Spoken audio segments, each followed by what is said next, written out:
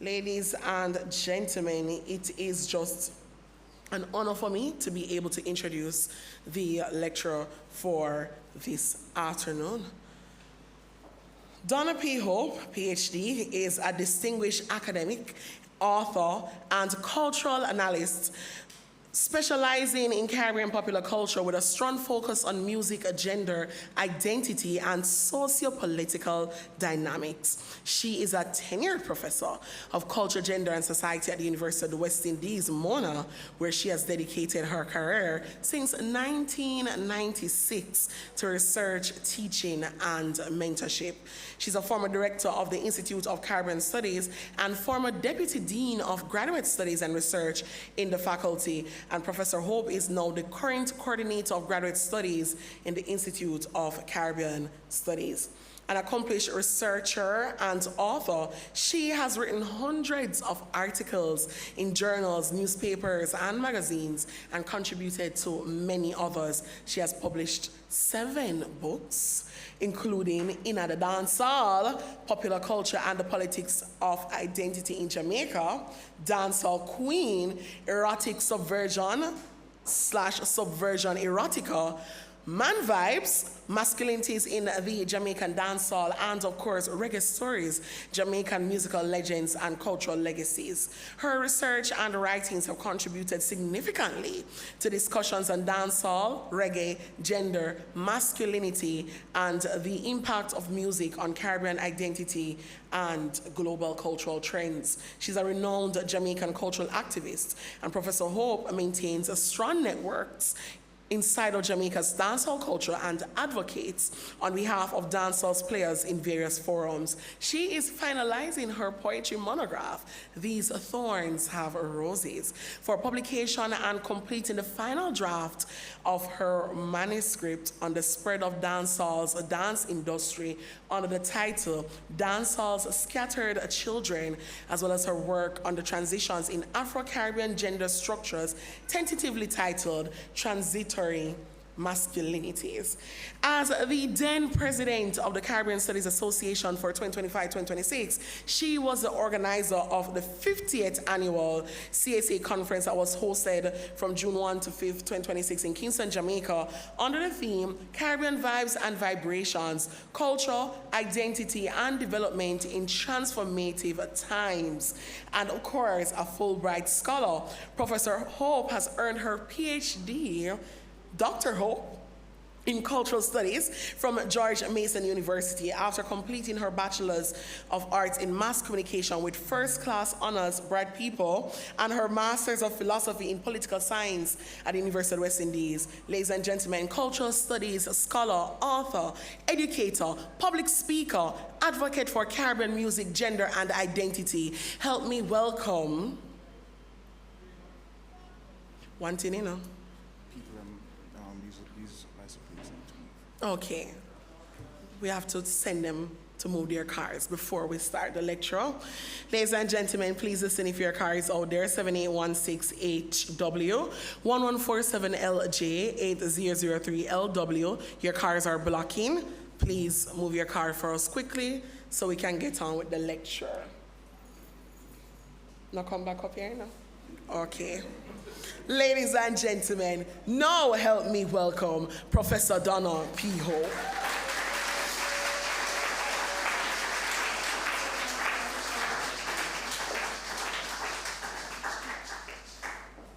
So I'm trying to situate myself here and get myself ready.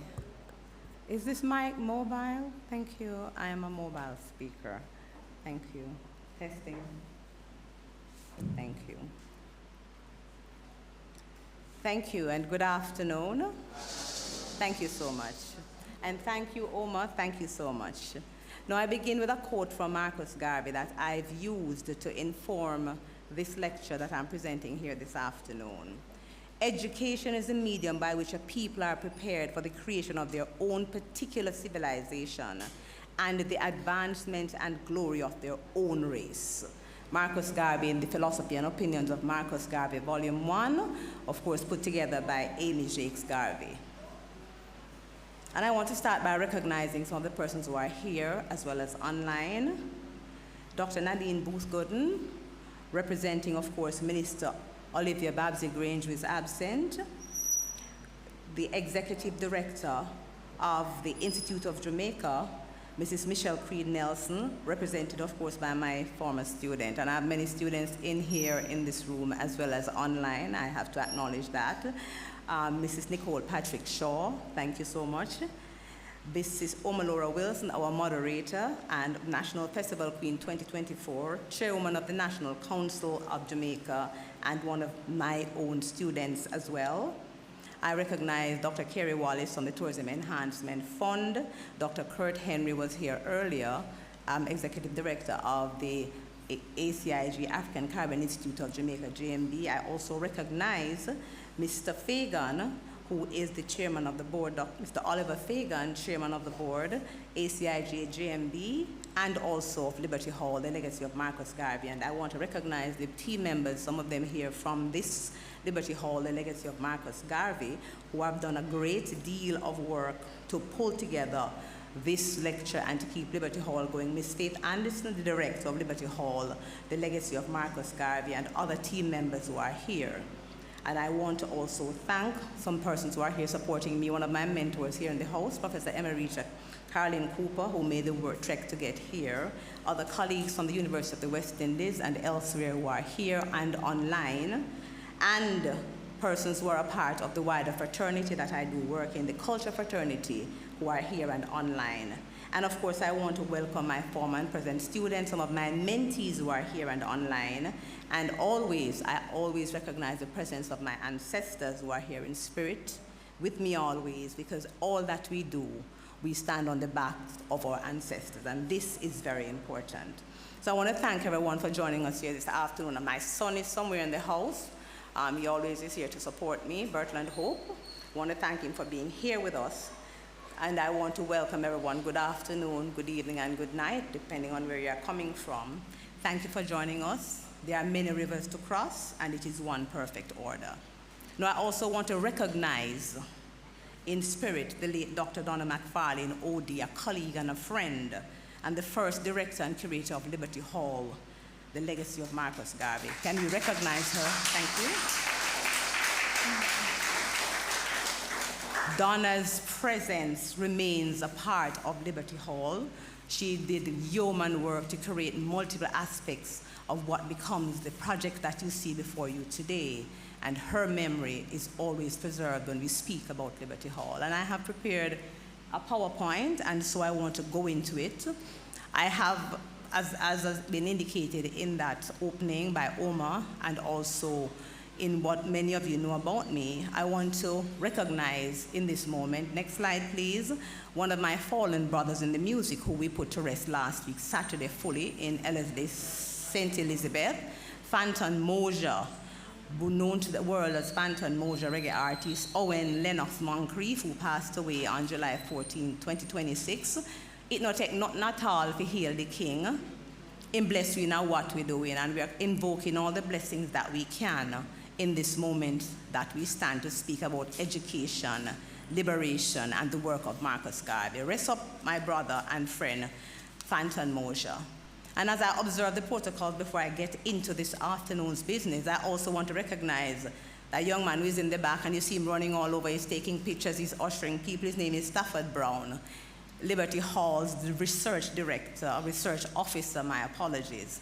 Stafford is in the back there. Stafford, raise your hand. And Stafford's energy, you have to welcome him. Supported by, of course, the director of Liberty Hall, the management team, and all the staff members. Stafford has been very involved and pushing forward for all the various aspects to ensure that this lecture is given to you fulsomely, online and in person, and I want to thank him for his support along the way. Because remember, when we pass the batons as those who are a little further along, we do so for the generations who come after us. So Stafford, continue to run your race with excellence. You are doing a great job. And now to this afternoon's business. And when I'm going to get down to the afternoon's business, I do a very particular thing, and so I'm going to do that. I hope the microphone will still be closed. No. Yes. So I am going to ground. I do this when I'm going to speak in a more fulsome way. Now, in preparing for this lecture took me across a lot of different waters. Thinking about the theme that Liberty Hall handed to me, educating for liberation, reclaiming Garvey's vision in the 21st century. As an educator at the tertiary level for just about 3 decades, it was the word education that stood out to me more immediately, that arrested my attention. Education and its relationship to liberation. But the more I thought about it, I kept asking a lot of questions. Education for which liberation? Whose liberation? And whom are we educating? We have to ask ourselves some of these questions. And perhaps we have to ask one of the more uncomfortable questions. What are we educating these people to become? Because education and liberation are not neutral or homogeneous concepts. I know this and I have lived it, as have many persons here today and online. We do not educate or liberate in a vacuum. And this is where Marcus Garvey remains profoundly relevant, because he understood in his timeline that education could not simply be about acquiring information, passing examinations, obtaining certificates, or gaining entry into institutions that had once excluded us. Very important. Us, black people. No. What Marcus Mosiah Garvey understood was that education had to do something deeper, and some of our earlier remarks opined on this. It had to transform the consciousness of the person being educated, and that is the proposition I want to extort you today. None but ourselves can free our minds. And so I want to trace a little quick lineage. Next slide. My Garvey lineage from Mama Edith to Marcus Garvey. And on the screen, let me see if it'll come up, is a picture of my mother, the late Edith Henry, and Marcus Garvey. Today is 5 days after the 24th anniversary of the passing of my mother, Edith Elizabeth Henry, in August 2002. And I cannot speak about education and liberation without speaking about Mama. Mama was a poor black woman from the rural working classes of St. Catherine, and she was born in the years before Jamaican independence, at a time when educational opportunities for people like her were very severely constrained. She never had the opportunity to access education in the way she believed that she would have, and she spoke about it all the time. As she put it, she finished 6th standard, and that was it. Once she completed what was the equivalent of grade 6 in elementary school, at that time, her future was to be the wife of a farmer in the country, to sell produce in the market, and to bear and raise many children. This was before the Jamaican government introduced what they call the scholarship exam that would provide better opportunities for poor black boys and girls, especially the ones from rural Jamaica. And this was before things like the common entrance that gave way to many other things. A lot of us in this room are common entrance people. These age papers are showing, but I will not digress. And so Mama ran away from rural St. Catherine, from her home in Lucky Valley, above Rocks area, and came to Bogwalk to find a different future, and eventually she ended up living in Linstead, the largest feeder town for North St. Catherine, my hometown. I want to big up all the Linstead people and the St. Catherine people. Big up Linstead and St. See? Okay. Let us not go down that road. No, Mama couldn't access the education that she desired, but she understood its value, and that is very important. She dreamed of being a nurse, but she could not achieve this dream. Nonetheless, she read profusely. The Gleaner, the Star, and every book she could get her hands on, and she listened to every newscast.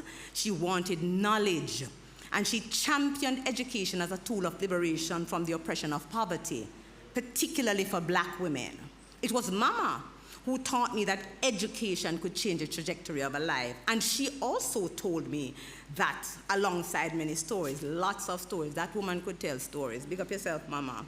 Stories about men. Stories about black intellectuals, Carolyn. Stories about the African lecturer who was up at UWI teaching black people on the streets and who UWI banned.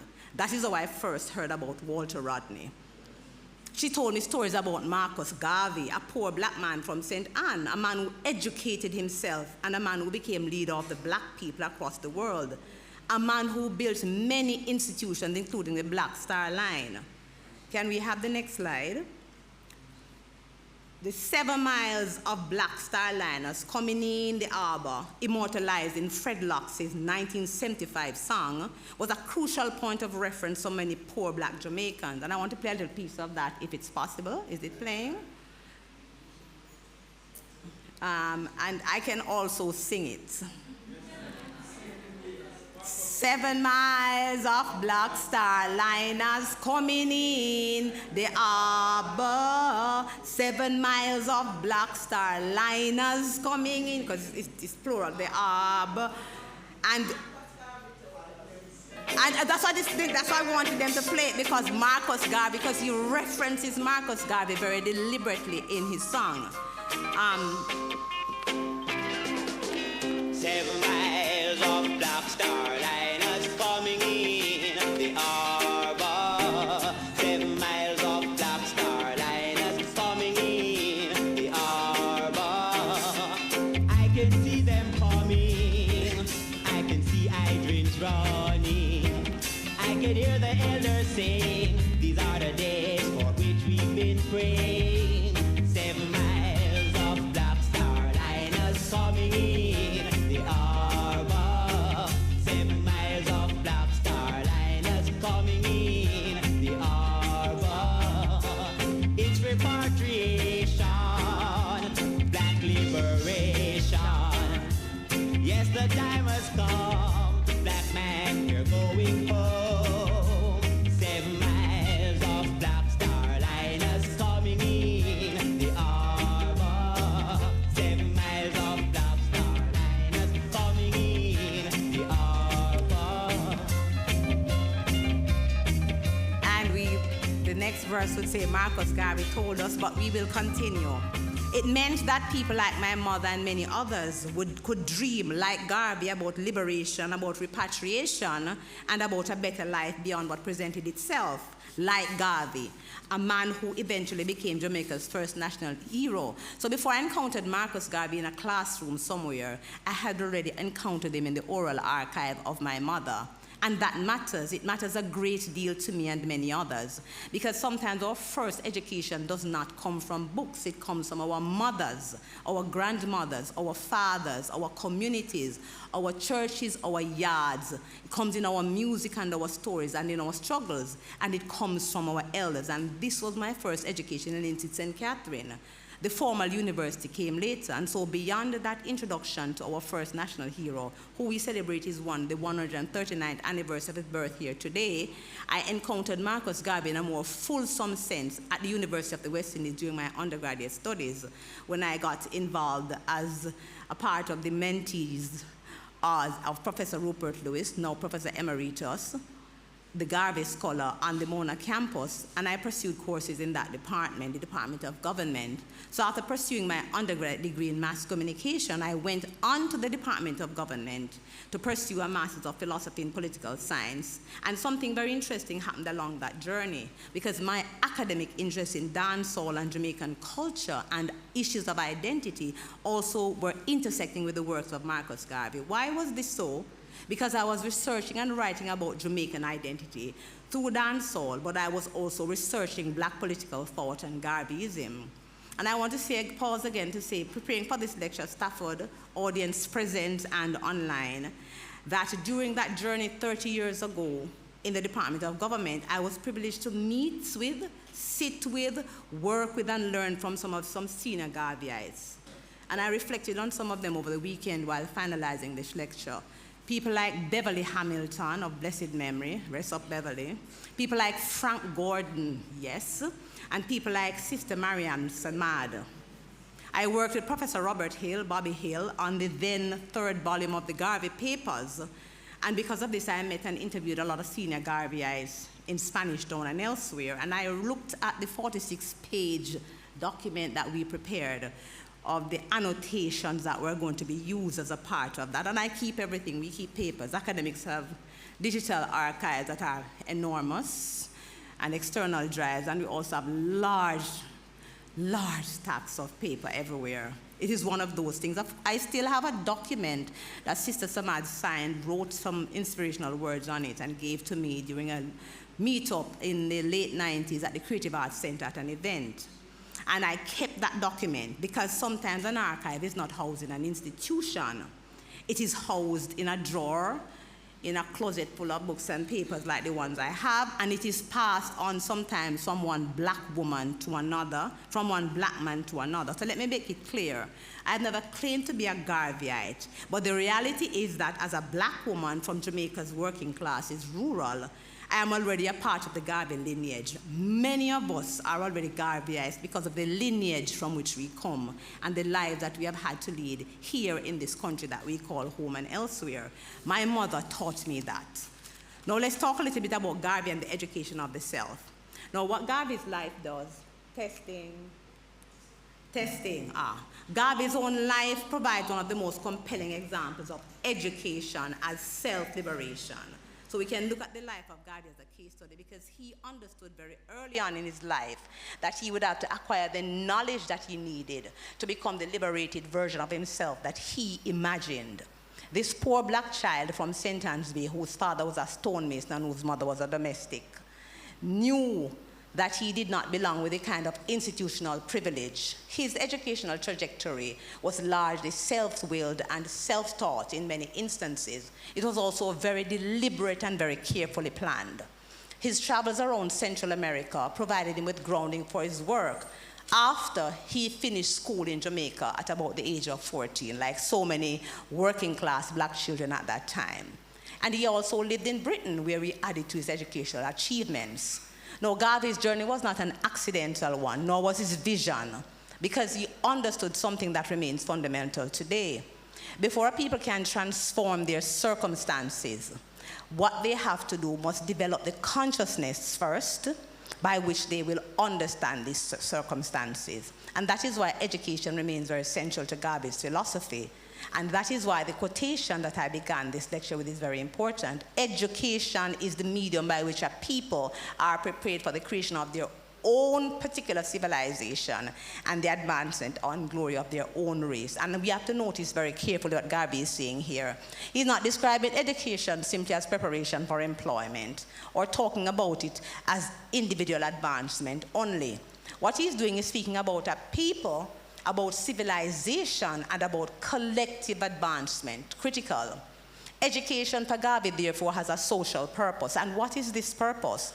It is about preparing people to create civilization rather than merely to consume it. And we have a lot of consumption around us in our lives today. This distinction is enormously important for us in Jamaica today, for us in the Caribbean today, and for us as black people all over the world today. Garvey understood education as a technology of self-liberation. First, the liberation of the mind, then the recovery of identity, then the collective self-determination, and finally, the building of institutions capable of sustaining that liberation.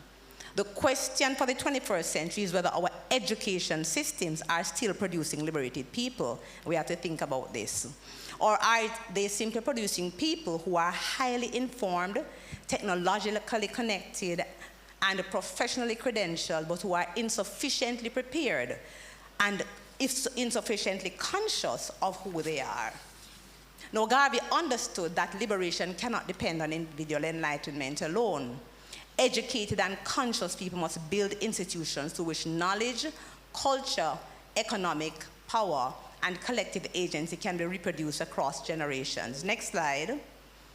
So Garvey did not stop at educating the individual, and you have heard about them, and there are many that we can call. He understood that a liberated mind requires liberated spaces in which to work, to organize, to create, and to reproduce itself. This is why he built so many institutions, including the UNI, ACL, the Negro World newspaper, the Negro Factories Corporation, Liberty Hall, which is where we stand, Hollowed Ground, Edelweiss Amusement Park, the Black Star Line, Black Star Liner, the Universal African Legion, the People's Political Party, That Man Could Build, the Black Man newspaper, among others, as well as this broader economic and political organization, showing that these were not disconnected projects. They were components of a larger architecture of black self-determination. And that architecture of black self-determination, education, moving from education to consciousness, through to identity, then agency, which is very important, active subjects in the creation of self and the creation of the institutions that will give us the lives that we deserve. Institution building and At the bottom there, liberation. This is what we are looking at as an architecture of black self-determination. So I ask you here and those persons present online, what institutions are we building today that will allow the next generation of Jamaicans and Black Caribbean people to inherit not merely our stories, but our knowledge, our confidence, our resources, and our capacity to create? We must ensure that knowledge is shared for this liberation to occur. And I say this because we are living in a very information-rich age. Very information-rich age. But information is not knowledge. We are living in a world of unprecedented access to information. And I talk about this with my students. Most of my students now, Nicole, get the lecture about this. This thing, this device, combined with the internet, social media, and multiple digital platforms, the cell phone, the smartphone, gives an ordinary person access to more information than the first computers I encountered in 1987. My first job, it was the IBM display writer, one big box, something. The screen was green, and it used some very large discs that was like the size of this paper. Very large, long time. I was in that, had the opportunity to use those first generation computers. This is far more powerful than many of the early computers that we used. And we are now living in what Marshall McLuhan called the information superhighway. Actually, we have gone beyond the superhighway and have encountered a digital universe. And yet I want to suggest something that is very uncomfortable. We may have more information than ever before, but we have not necessarily produced more knowledge. And we have to reflect on that. Think about it for a minute. We have more information than ever before, but we have not necessarily produced more knowledge. No, because information, as you know it, is defined as raw or unorganized data, but knowledge is internalized and applied understanding, and education is the process through which information can become knowledge. And this is a very, very important distinction. Why? Because information without critical interpretation can become misinformation. We see that all around. We are living in an era of misinformation. People get information, things they think is information, and it's all lies, scams. Era of the scams are loud and many, varied. Information without context can become propaganda, bad propaganda. The word propaganda by itself is a neutral term, but it has become loaded over many decades of political usage. Bad propaganda. And in this discussion about identity, information without self-knowledge can become confusion, while information without critical consciousness can simply become an instrument of domination. This was not the journey that Marcus Mosiah Garvey led us on when he conceptualized his philosophies and his institutions. In this regard, there's a book I have used in some of my discussion, Heather Horst and Daniel Miller's The Cell Phone and Anthropology of Communication. And in that book, what she did was to do an ethnography of Jamaican cell phone use in the late 90s as a part of her doctoral work. The book was first published in 2006 by Berg Publishers. And that book provides a very interesting window into this technological transformation. The cell phone at the turn of the millennium here in Jamaica. Horst research found that the cell phone was used in Jamaica for communication, for entertainment, and social connection. She also found that in this specific national context here in Jamaica, the cell phone was used for creative forms of economic exchange aimed at poverty alleviation. Remember, we're talking about the late 90s, early 2000s, including things like the very distinctly Jamaican practices. Anyone here remembers the please call me and the please credit me features? They don't really exist all over the world, you know. They are created, right? So they are created specifically to extract wealth from those who can pay for the call. Basically, that's what they are created for. And so the providers of these technologies use the cultural specificity of your society to give you what you need. So we got please call me and please credit me. But at this, so one of the things that happens with that is that our culture and who we are respond to the technologies, and these things are created as a part of our reality. Today, this very smartphone, and them kind of dear, somebody somewhere makes a lot of money from them. The smartphone has become something else, many, many things else.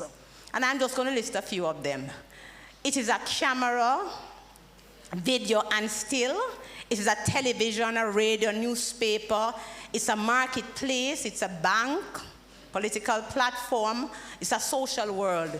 It's a clock. It does everything. The only thing, as I tell my students, that the thing can't do as yet is to wash, cook, and clean. And I have this discussion in every class I have. My students hear it. But what are we doing with it? The phone is also an educational environment. Many people are watching this lecture on their phones, and this is also a very good thing. Some people are using the technologies to educate themselves, create businesses, document culture, and build networks. Others are using them to perform themselves to algorithms. Some are generating wealth. Others are generating what we used to call foolfulness. Except that now it is monetized. And I have a graduate student who just finished a master's research paper, which I'm reading, looking at some of the TikTokers who are very Jamaican and what this, culturally what this means. They're doing a cultural studies lens on it. So I'm looking at how that works. But at this historical juncture, punctuated by these technologies, we have to ask ourselves some questions. Because there's a lot of information. Does this technology provide opportunities for who we are? We, Jamaicans, black people, people of Caribbean and African descent. Does it? Maybe it's in the middle, maybe it's on one end. Does it help us to become who we want to become? Does it open pathways to liberation? And that's very important. We need to ask ourselves, because one of the more critical questions ask ourselves, and I think about it a lot. Are these new mechanisms of ideological dependency been handed to us as tools of communication and entertainment? It's just nice, and we just have a look of fun, and we just look up on TikTok and then you just lose 5 hours of your day. Or you're a TikToker and you spend your entire life generating content. And some people put they have a phone in the fridge cooling because it's run hot, and they have a second. It's one interesting world, and I worry a lot that many of our creators, young people, have lost a great deal of time to these technologies that can disappear in a second. Remember the day that TikTok and Facebook and all of them went down. People were traumatized. Their businesses were on hold for several hours. They could not move.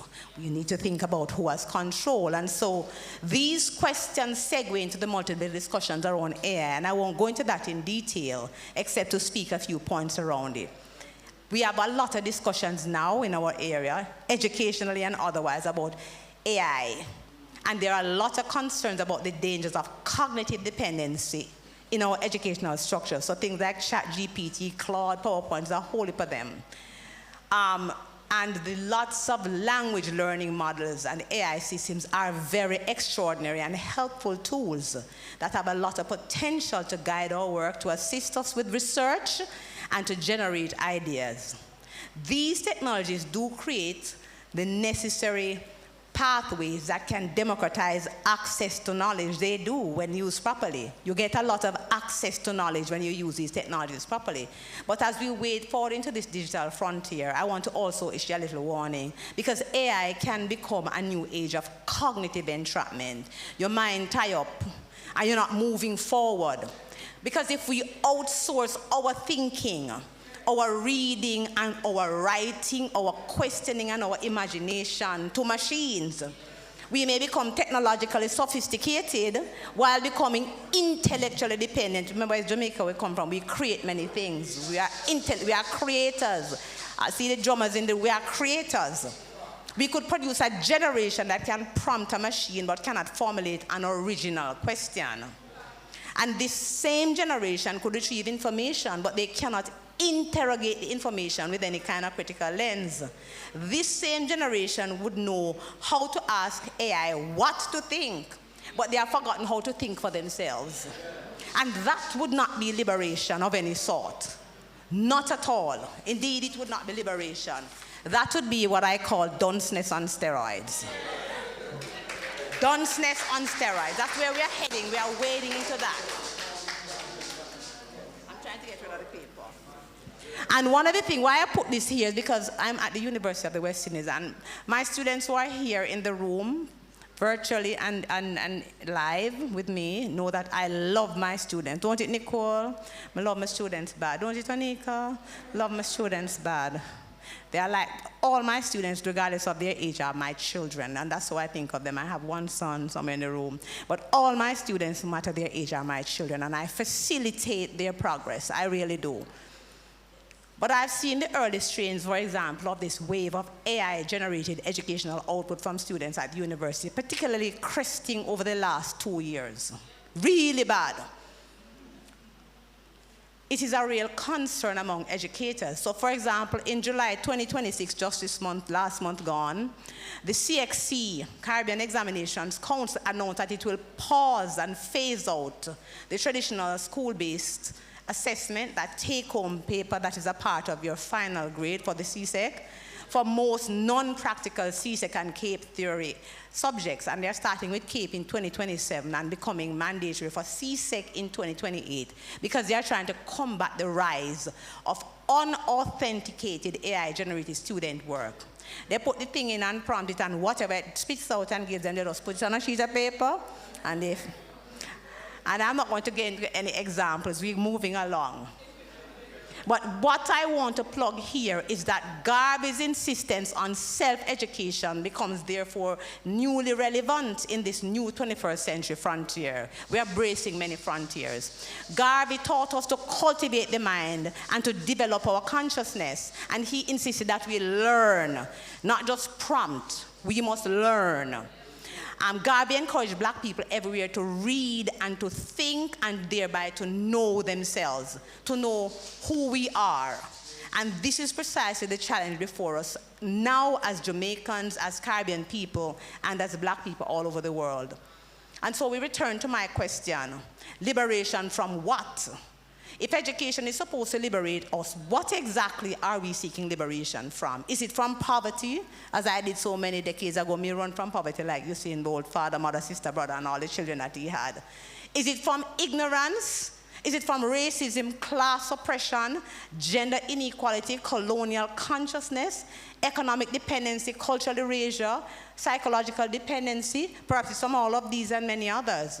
But I opine in this way about liberation from what? Because the Jamaican who obtains, for example, a university degree, but remains convinced that everything foreign is superior, has been educated, but has not been liberated.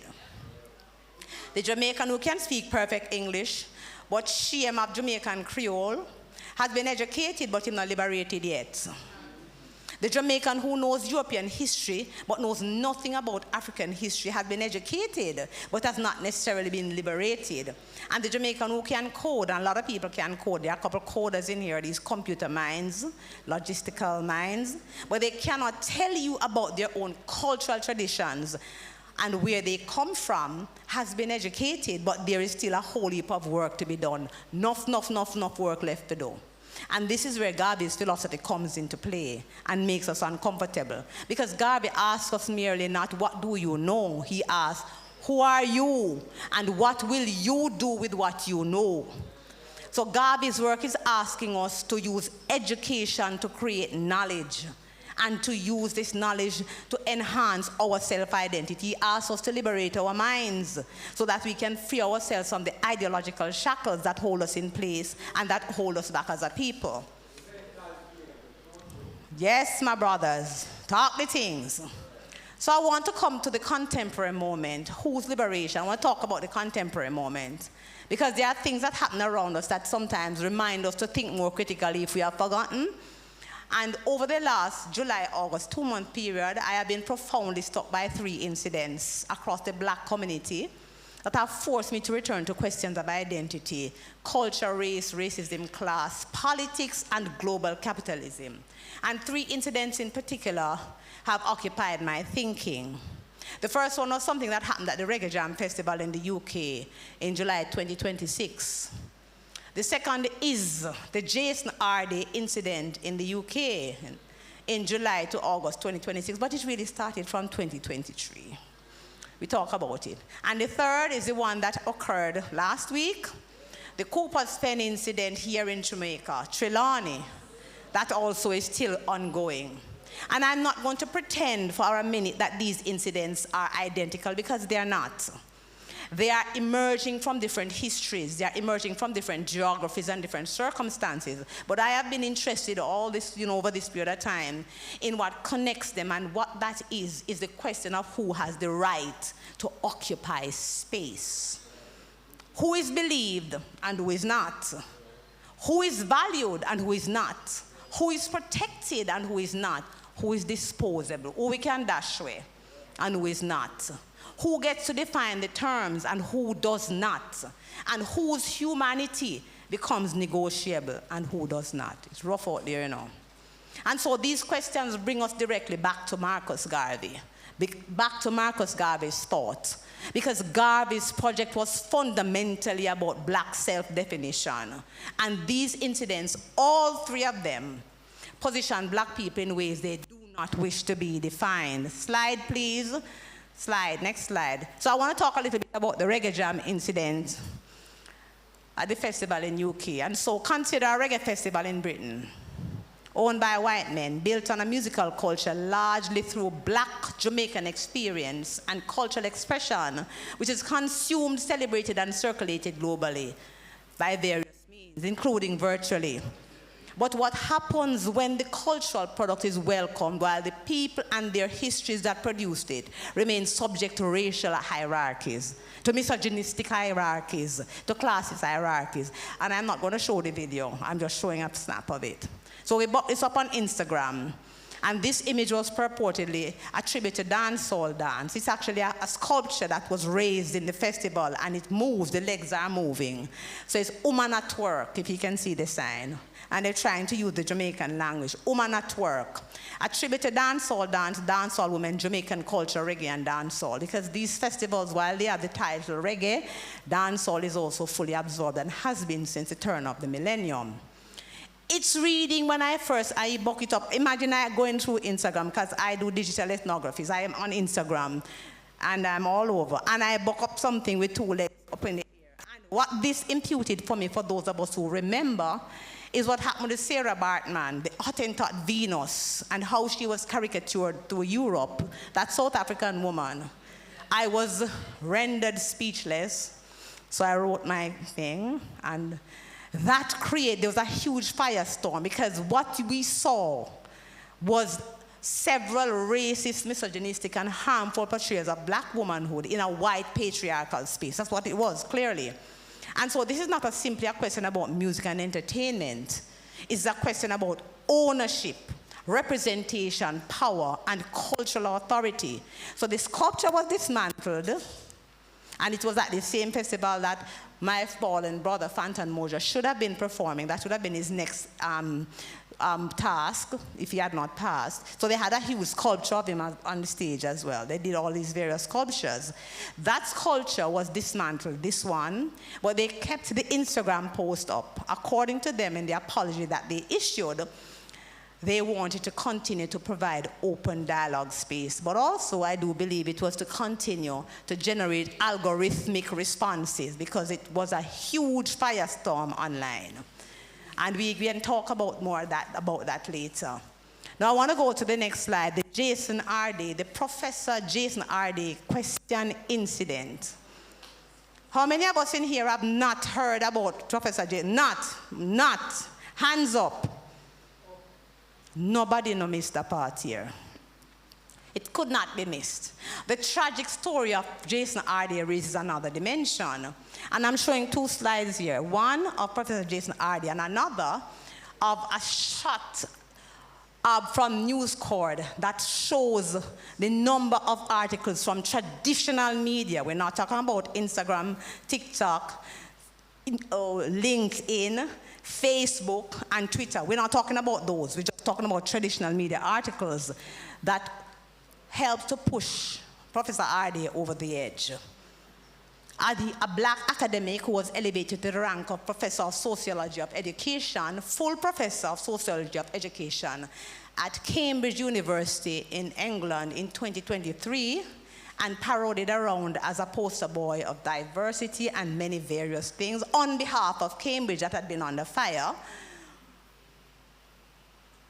A poster boy that had achieved against many odds, including, we are told, having autism and many other things.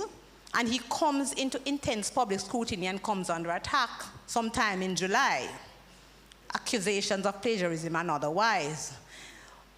What happens beyond the nearly 3 weeks going into a month of what is really a viral lynching online is that RD cannot continue, and he was found dead in an apartment in London last week, Friday, the 15th of August. We have been following this thing relentlessly. And I want to pause for a moment of silence for Jason RD, please. Tragic.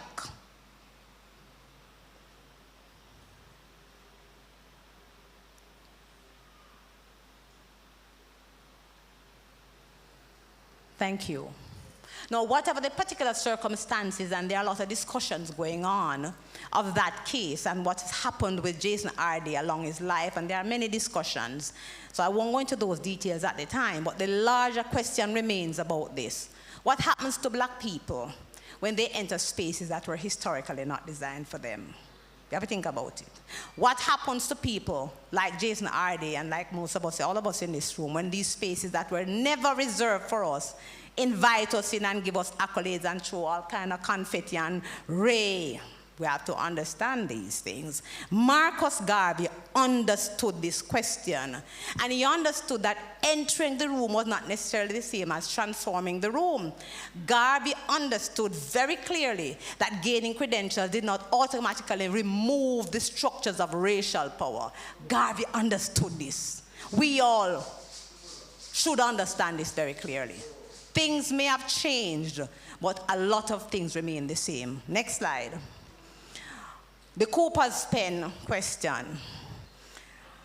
And so we come home to Jamaica, my yard, Yasso, this place, home. The Cooper's pen incident in Trelawney, where we are told that a community was bulldozed because the owner came to, in a lot of ways, put the property rights question for fulsomely in the hands of the persons living on the property. That question brings us into the complicated Jamaican terrain of land, property, class, inheritance, and historical dispossession. The descendants of enslaved Africans continue to negotiate access to land in a society whose property relations were shaped by colonialism. The contemporary legal questions may be about property, and we're not wading into that. But beneath that legal question, there lie many questions that are far older. Who belongs here and who does not? Who owns and who does not? Who has power and who does not? Who gets displaced and who does not? And whose history matters and who does not? That historical battle for space, particularly for those descendants of slaves who were confined to locations variously called pens, farms, lanes, and such delights, very loaded terms, has not changed much. The need for liberation is present today as it was in the early 20th century. And again, we return to education. We have to return to education. Why? And I listen to a lot of discussions on the radio nationwide, and people are trying to figure out this thing called adverse possession. And there's a whole lot of people adverse possessioning, and there are lawyers giving all kinds of examples and advice, and the politicians are in the middle of it. We will save you. Do not try to save yourselves. But we have to return to education, because people cannot effectively navigate these questions of belonging and the rights to claim space if they do not understand the history that produced them. They cannot effectively protect themselves and their generation from the harm that comes without knowledge and education. They remain open to displacement. And Marcus Garvey told us, he said, never forget that intelligence rules the world and ignorance carries the burden. Therefore, remove yourself as far as possible from ignorance and seek as far as possible to be intelligent. This is Marcus Garvey.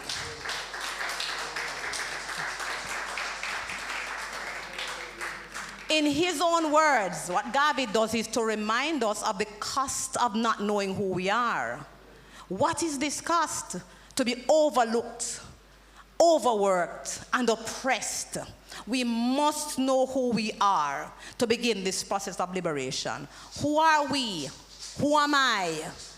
And you know, I'm a dancehall scholar. And I talked through this persistent question of identity in Jamaican popular culture. Who am I? Beanie Man asked this question in his song. We're not playing the song. And he answered it through masculinity, sexuality, status, consumption, and material display. Who am I? The girls, them sugar. How can I?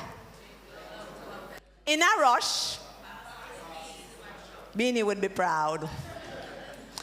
What that song does is to provide us with a popular cultural text through which we can interrogate Jamaican identity. Because identity is never simply about what we say about ourselves. It is also what we perform. And a lot of my studies are about performing gender identity. It's about what we perform, what we consume, what we desire, and what we reject. Identity is also about who and what we are taught to value and who or what we are taught to despise. And then teach with very many things along this journey. Very many things. And this is why I spend so much of my academic life studying dancehall, because it is not simply music.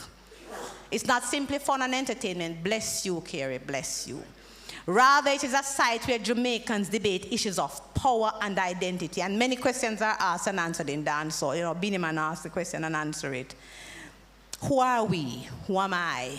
What does it mean to be Jamaican? That quintessential question that we're still figuring out of many one. We're still figuring it out along this pathway. What does it mean to be black? What does masculinity mean? What does femininity mean? We ask these questions.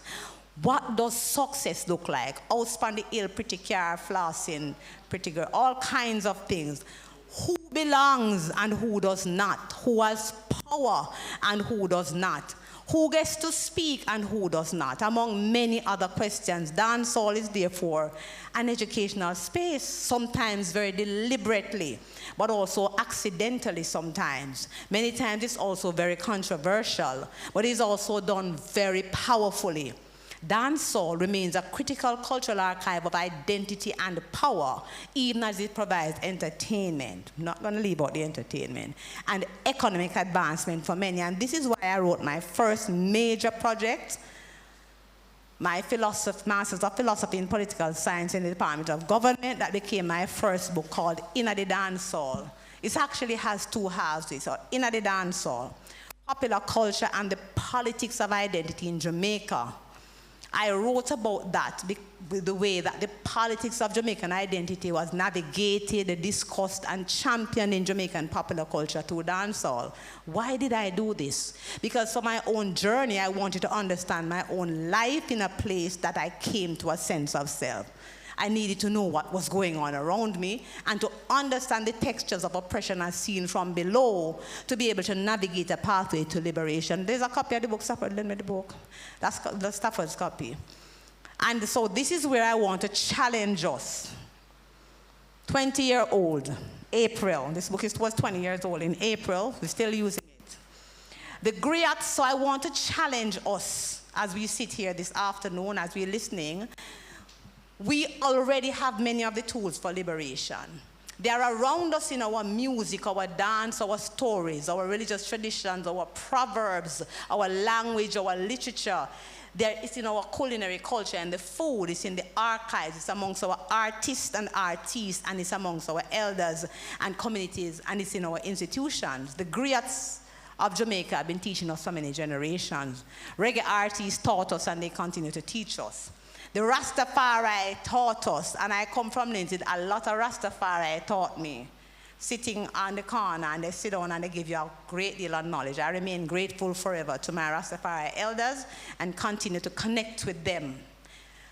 Dancehall taught us and continues to teach us. Dub taught us and continues to teach us. Our storytellers, the mothers and grandmothers. Many elders taught me, and did any elders teach you? Question, yes. Institutions like this one, Liberty Hall, the legacy of Marcus Garvey, and the African Caribbean Institute of Jamaica, Jamaica Memory Bank, among many others, continue this work by preserving, interpreting, and disseminating knowledge about our African heritage and our intellectual traditions and some of the leaders who shaped various various movements. And many of you in this room and online are already engaged in this work. Researchers, artists, educators, archivists, cultural workers, religious members of the religious fraternity, many others, Rastafari, many people are here. So the problem that we're having is not necessarily the absence of knowledge. The problem we're having is how we package and disseminate knowledge, how we get it out there. And you saw what happened with the children here. Oma Laura was singing along to the Marcus Garvey song. When the children came up, that was a very well packaged conversation about Marcus Garvey. If you never know that Marcus Garvey have two wives and the two of them named Amy, Jakes and Ashwood, you are going to know at the end of that song. Very important conversation. So how we package and disseminate knowledge. The challenge of what I call the 32nd generation. We are now trying to communicate centuries of history to a generation that has become increasingly accustomed to 30-second videos. That's where we are, you know. The attention span is even as a person from, you know, not so young generation, you send me something to watch, and as soon as it hits that mark, my brain starts shutting off because we have become accustomed to these 30-second clips. And this is not an argument against TikTok, Instagram, YouTube, and these locations. It is an argument for meeting people where they are. This is the essence of communication. Meeting people where they are without abandoning the integrity of the knowledge we need them to receive. We need Garvey in the classroom, definitely, but we also need Garvey on YouTube. We need enough Garvey on YouTube. We need Garvey in books, but we need Garvey in animations and in podcasts. We need Garvey all about. Enough Garvey. Blessings. We need Garvey in scholarly conferences and seminars like these. Of course we do. We have to have them. But we also need Garvey in the language of the youth. The language of this generation, the new one, and the one that comes after. We need long-form scholarship. We need people to write books. But we also need language bites, as I call them, that open the door to deeper knowledge. We have to meet them where they are. And so I segue here a bit. Thank you. In preparing for this lecture, so my crew they are people from the early 20s all the way up to like 90. I interact with. One of my younger members WhatsApped me and said, remember to get highlights of the presentation for posting online. Short video. So I'm looking at Stafford. I said to him, Stafford will deal with that. The generation next. The challenge, what we are talking about then, is to build the bridges between generations. So a lot of us in here, I'm preaching to the converted. A lot of persons online, I'm preaching to the converted. But we have to build bridges between the generations. Between the person who grew up without a smartphone, like myself, many of us here, and the child today who receives a tablet almost at birth. Well, some of them get it before birth because it's in the baby shower thing and you know them get the tablets from, right. So they get the tablets very early. When they open their eyes, they put their hand on the tablet and they are tableting. It's true though. And we want to build a bridge as well between the archive and the algorithm. The algorithm has become very powerful. We want to build bridges between scholarship and between culture and the popular culture. And we must continue to build the bridges between the university and the community. We have been doing a great deal of that between institutions like Liberty Hall. Liberty Hall sits in the middle of the community, but we have to do more. We have to bridge the gap between information and knowledge by using the tools of this generation, and that means we also have to engage with this generation to ensure that it is done in the way that they want it. Because a lot of us are approaching this frontier like this person who discovers the world. Like, you know, Christopher Columbus claimed that you come to a new world and you figure things out. Yes, a lot of us are approaching it like that. So what is Garvey's question for us? So perhaps the question before us then is not whether Garvey remains relevant in this bold new 21st century frontier, because it is clear that he does. Reggae Jam 2026, Professor Jason R.D. Cooper Spin, and many other incidents around us in this fragmented geopolitical climate that we are trying to keep up with, got them battering us left, right, and center. All of these things show us clearly that Garvey is relevant. But the question really is, what are we doing with Garvey? What are we doing with Garvey right now? Are we simply celebrating him? It's the 139th anniversary of his birth, and I have gotten like 7 different things in my thing, or 8 that are happening today, probably 9 or 10. A lot of things are happening today in Jamaica. That's the ones I'm talking. In Kingston. Are we putting his face on posters? Are we delivering annual lectures? And people may love the annual lecture. I'm not mashing it up. But I'm asking a question. Are we quoting him? Or are we actually building the kind of people and institutions that Garvey imagined? Because Garvey did not simply want black people to feel proud and run up and down and celebrate him. He wanted black people to organize. Garvey wanted black people to build.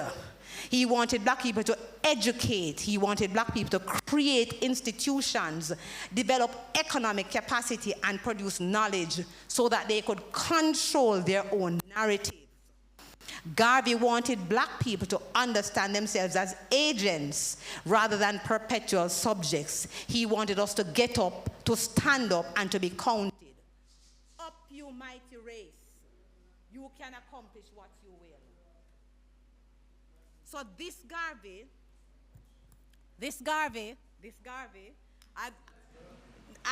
I need a microphone, probably died.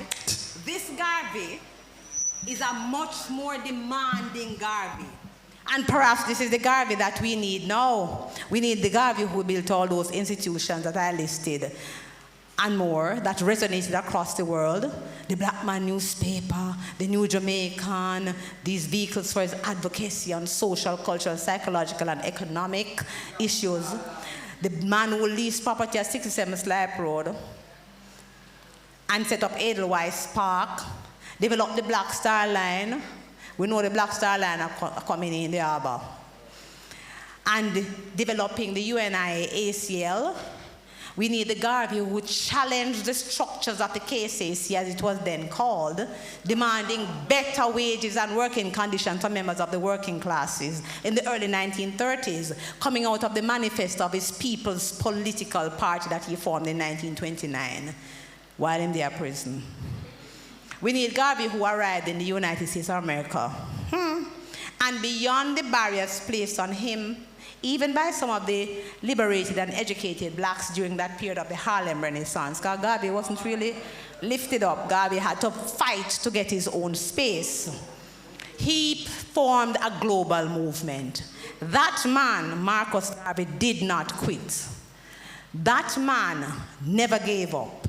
And so we need to build institutions so that Garvey's project of self-knowledge and education can continue.